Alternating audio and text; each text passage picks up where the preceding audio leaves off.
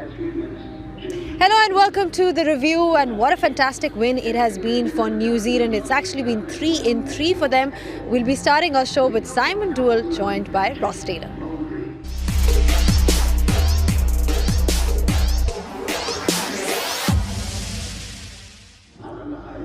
Ross, congratulations, fantastic win for you guys. Personally for you as well, you scored that 48, averaging 81 in the last 2 years.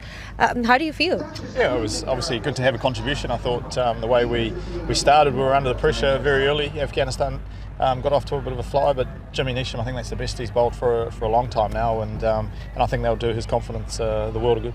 Did you see that coming in the nets? Like, has he felt like that in the nets? Has it been tougher? Yeah, I think so. I think, and a lot of the time, he's an all-rounder. He's a big lad, and he's been one of the hardest bowlers to face, and I think Kane, and instead of told him to go and replicate that out in the middle and make it as hostile as it is for us to go out there, and I think he nicked off a lot of their batsmen, which is a good sign for Jimmy, that not only is his action staying strong, he's getting he's getting through the crease as well. Was there any talk? I know it was cold, it was green. Was there any talk about batting first and maybe just giving the batsmen all a good run today, or not? Was that not considered at all? No, I don't think so. I think you got to respect your opposition, and obviously Afghanistan on their day can beat anybody. It's a bit unfortunate with the injury to Rashid Khan.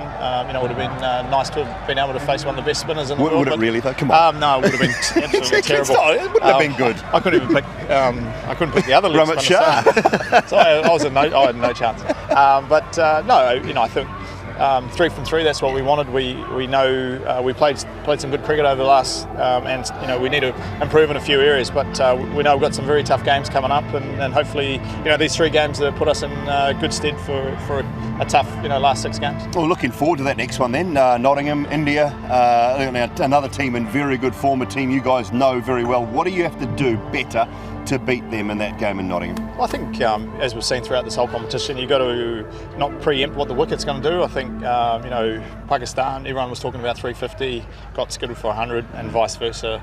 Australia fought back after being a lot down. So we've just got to go there, and whatever we do well, whatever we do first, we've got to do well. Try and get those scores of 300, 350 out of your head, and just play what's play the conditions. Yeah. All right. Well, it's fantastic to see. I'm sure you want to go and celebrate the win. So thank you so much for your thoughts. Thank you. And put some trousers on, man. Yeah, I know it's cold. I'm already feeling cold just by looking at him like that, Dooley. But great win for New Zealand. It's just great to see them win. All 3 games, getting into this World Cup. Yeah, and winning reasonably confidently today, and that was the key to me.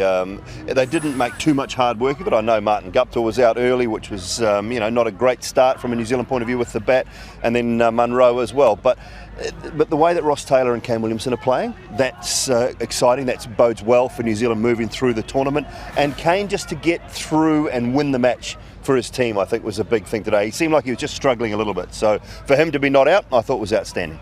What about Rashid Khan? I mean, a massive blow for Afghanistan. He left the field and couldn't play again.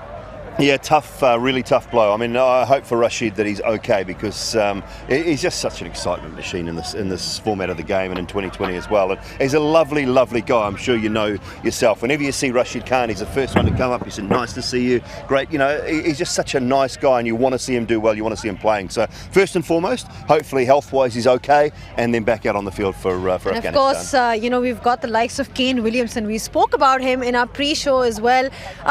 How is he so consistent? I mean, you look at him, and that's one of the things that you talk about. Every time he comes out there, you can bank on him to score a big one for New Zealand. Yeah, and even when he's not looking like he's at his best, and I didn't feel he was at his best against Bangladesh, I didn't feel he looked at his best again today. He just looks like he's scratching a little bit and searching, maybe worried about 1 or 2 things in his technique, or worried about 1 or 2 things, because he's such a perfectionist. And that's the biggest criticism of Kane Williamson. He's so hard on himself, and I think that's the toughest thing for him. But as I said, just to get not out, to get through, to see his team home, it'll do him the world of good heading towards what is now a massive, massive bank of 4 or 5 games. I mean, I think it's a headache for the bowlers where to bowl to him, because he's got such a perfect technique. But Jimmy Neesham, important game for him, a massive contribution from his side as well. He was talking about how his form wasn't as great in the previous 2 games, but he really elevated his game today. Yeah, just working on a couple of things, and that's all you can ask. And when you come to this situation in a World Cup, you just need to be able to figure out what's right, what's wrong, what works for you and what doesn't. And James Neesham, to me, has just found a little something. He talked about maybe that little pinky and getting the pinky going towards the keeper and down the line, and not worrying too much about too many other technical things. Sometimes your head can get cluttered as a bowler, even as a batsman, and maybe just simplifying things for him will hold him in good stead moving forward. New Zealand need him. I'm not sure that they're still not convinced they need both all-rounders in that side later in the tournament, but they need Jimmy Neesham with the bat and with the ball to perform. And if he can perform like that with the ball, then it just strengthens my case and most cases that Ish Sodhi should be in the side as a genuine leg spinner, and they don't need Colin de Grandhomme. So if Neesham can continue to do that and perform with the bat, then it's a really good sign for New Zealand. But New Zealand has started the tournament well, but then you've got stronger teams coming up next. So that's going to be a real test for them, considering that they've been consistent so far.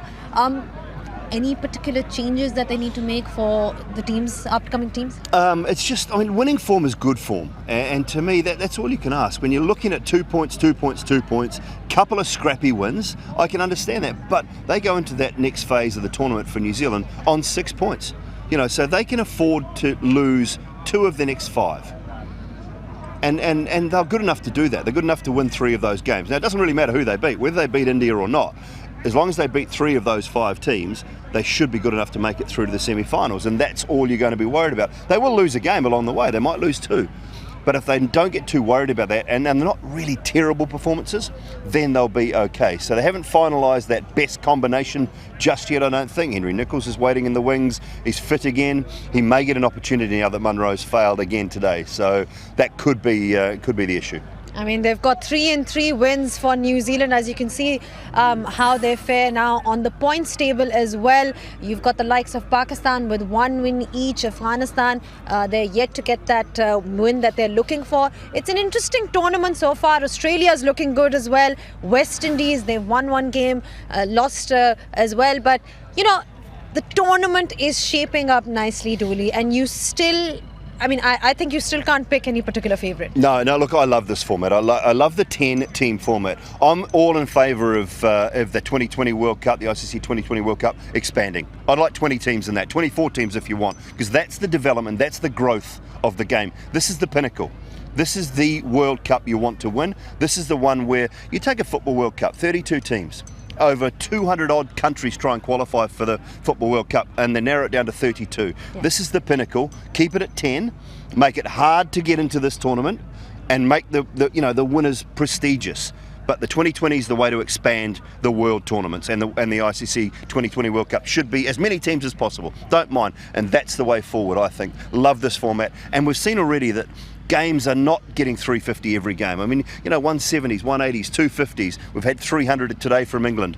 That's fine, but all these grounds are slightly different. So I like the little quirky nature of it. All right, thank you so much for your thoughts, Dooley. Like he said, that's the best part of this World Cup, that we've seen a variety of games and variety of scores as well. I hope you enjoyed today's The Review, and we'll see you in the next one.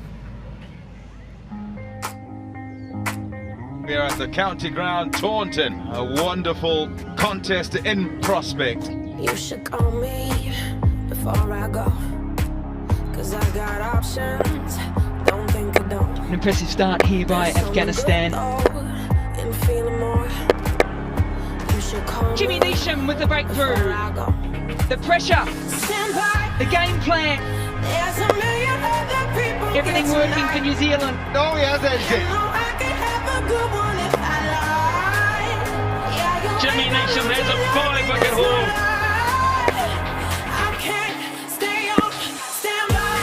What a start for Afghanistan.